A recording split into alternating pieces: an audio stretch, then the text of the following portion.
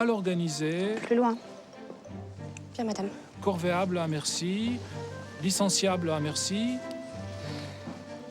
Vous souhaitez voir quelque chose en particulier, peut-être? Tout en uniforme, noir, impeccable, de la tête aux pieds. Il paraît qu'elle n'avait même pas tellement le droit de s'asseoir. J'ai lu les règlements. Il serait difficile à faire passer aujourd'hui. Mais c'était, pour elle, inattendu d'avoir un emploi, d'avoir cette sécurité. Et c'était en fait la première libération des femmes qui avaient leur propre salaire, leur autonomie, et qui finalement s'est énormément développée avec le temps. Mais elles ont commencé comme vendeuses dans les rayons du bon marché. Boucicaut bâtit son empire en exploitant cette main-d'œuvre féminine si désireuse de travailler. Mais dans le même temps, l'homme surprend, car il met en place un système de protection sociale pour ses employés totalement inédit à l'époque. Dès 1863, il fait chômer les dimanches et jours fériés, instaure des congés payés et une caisse de retraite. Et il crée une prime d'intéressement pour ses vendeuses comme pour ses vendeurs. Il a fait des choses extraordinaires pour le personnel. Les jeunes qui venaient de province, les garçons étaient logés ici dans des chambres rue de la Chaise.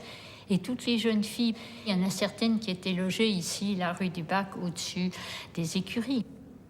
Il y avait un médecin perpétuellement à demeure s'il y en avait un qui n'était malade, au bon marché.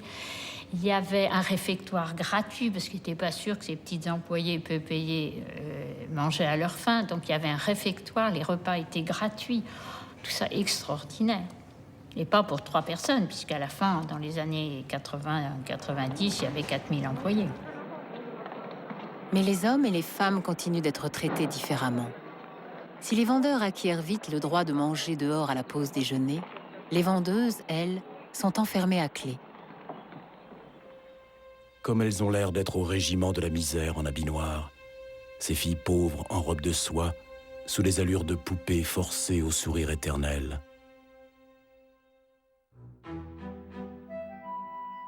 Très vite, les grands magasins, le bon marché en tête, deviennent de véritables institutions. Il y a une réclame, une publicité de Printemps qui dit carrément les grands magasins, le Printemps, c'est le royaume de la femme, c'est un palais enchanté, c'est le palais de caprice, c'est le palais où la femme règne, c'est le palais où la femme commande.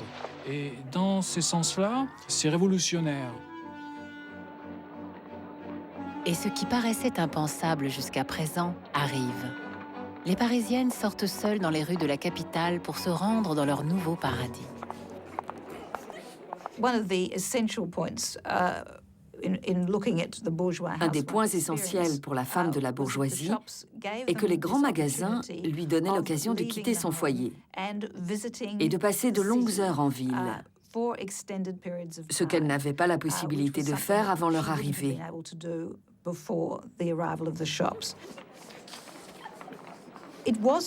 C'était une révolution que les femmes puissent sortir, seules ou avec d'autres femmes, et passer la journée dehors. Le génie des grands magasins a été de pourvoir à tous leurs besoins. Ils ne se contentaient pas de vendre des marchandises et des rêves, ils prenaient aussi en compte tous les aspects pratiques. Car au Second Empire, une femme respectable ne pouvait assouvir ses besoins intimes dans les lieux publics, quitte à se rendre malade à force de se retenir. Qu'à cela ne tienne, Boucicaut crée au bon marché les premières toilettes pour femmes.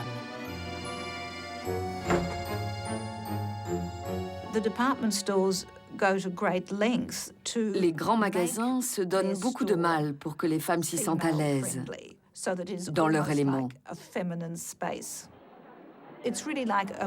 Pour une femme qui passait la majeure partie de son temps chez elle, c'est comme une grande sortie, une fête permanente. Conçu pour rendre l'achat aux clientes aussi agréable que possible, le bon marché est devenu leur demeure de substitution. Elles peuvent s'y reposer, s'y cultiver, prendre le thé avec leurs amis. Boucicaut y crée même un salon de lecture où elles peuvent y laisser leur mari le temps de faire leurs emplettes en paix.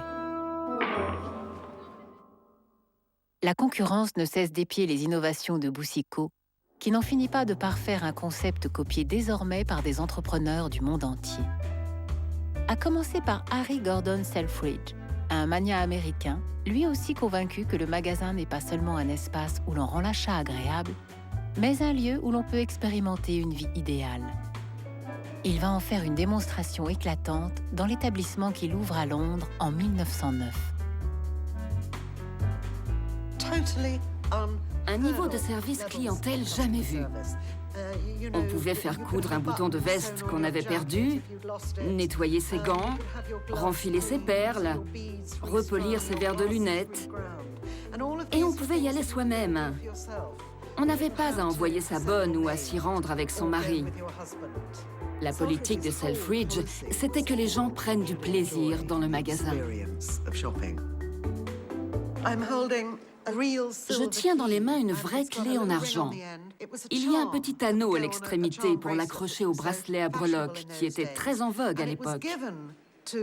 Elle était donnée aux hôtes, comme Selfridge les appelait. Pas des clientes, des hôtes. À toutes celles qui étaient venues la semaine de l'ouverture. La clé était conçue pour qu'elles se sentent chez elles, pour qu'elles reviennent et puissent ouvrir la porte vers le bonheur.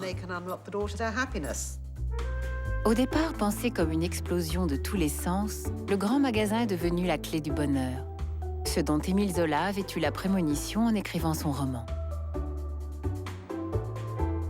Comment il s'appelle ce roman? Il s'appelle « Au bonheur des dames ». Les deux mots clés, les deux mots importants, c'est les dames et le bonheur. Autrement dit, Mouret a bâti une machine qui est destinée à donner aux dames l'illusion du bonheur. Cette foule des femmes qui entrent devient comme une sorte de troupeau de victimes. Elles sont des victimes de la course à l'argent dont Octave Mouret est le grand maître, le grand profiteur. Il y a cette image. Donc c'est une image assez dévalorisante qui consiste à montrer des femmes comme à un moment donné privées de l'esprit critique, privées du raisonnement, privées du souci de se défendre, etc. Elles sont attirées. Elles ne peuvent plus se défendre contre l'attirance. Et tout est fait à l'intérieur du magasin pour créer l'effet d'irréalité. Si ces dames sont heureuses, elles n'en dépenseront que plus. Car pour survivre, le grand magasin doit, comme tout système capitaliste, toujours grandir. Et donc, constamment créer de la nouveauté pour séduire une clientèle dont on a encouragé la frivolité et les caprices. C'est ainsi que naît la mode.